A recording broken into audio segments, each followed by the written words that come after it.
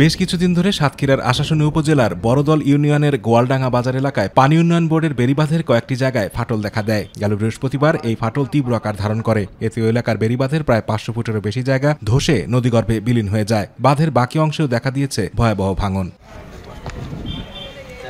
তবে 5 দিন অতিবাহিত হলেও এই বাঁধটি পরিদর্শনে আসেনি কোনো ঊর্ধ্বতন কর্তৃপক্ষ। বিষয়টি পানি উন্নয়ন বোর্ডের কাছে জানালেও এখনো বাঁধটি সংস্কারে কর্তৃপক্ষ নেয়নি কোনো কার্যকরী পদক্ষেপ, এমন অভিযোগ স্থানীয়দের। আজ কয়েকদিন ধরে দেখতেছি যে এই অবদা ভেঙে গাঙে চলে যাচ্ছে, অথচ কোনো পানি উন্নয়ন বোর্ডের লোকজনের কোনো খোঁজখবর দেখতেছি না। বলে নদীর ভাঙন তো দেখছেন আপনারা, বলে এখানে 4-500 ফ্যামিলি বাস করে।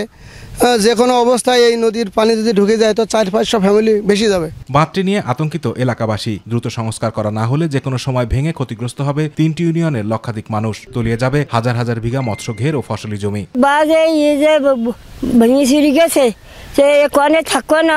সামনে গোন আছে, তাই এই গোনের আগে যদি বাদ দিবি হারে তাহলে তো খুব ভালো হবে, আর না বাদ দিবি পারলে আমি বাচ্চা কাচ্চা নিয়ে আমাকে নিরুপায় যাবে। জোয়ার এবং ভাটা দুই সাইডে এই পানির চাপটা সরাসরি বাজারের কিনারা চলে আসে, যার কারণে এই ভাঙনটা বেশি হয়ে গেছে। বিভিন্ন জায়গায় বিভিন্ন ফসল, কিন্তু এই বাঁধ যদি এখন ভেঙে যায় তা আমরা তলায় একেবারে ভেসে চলে যাব। দীর্ঘদিন বাঁধটি এমন নাজুক অবস্থায় পড়ে থাকার জন্য পানি উন্নয়ন বোর্ডকেই দুষছেন এলাকাবাসী। যখন ক্ষতি হয় তখন পানি উন্নয়ন বোর্ড এসে দেখে, তখন প্লাবিত হয়ে যায়, কিন্তু এর আগের থেকে সংস্কার করার মতন বা দেখাশোনার কোনো লোক এখানে থাকে না। প্রথমে অল্প ভাঙন থেকে যদি সংস্কার করা হয় তাহলে আমার মনে হয় ততটা বেশি ক্ষয়ক্ষতি হয় না। আপনারা তো দেখতেছেন এখন ঝড় বৃষ্টি না, তাই এই অবস্থা।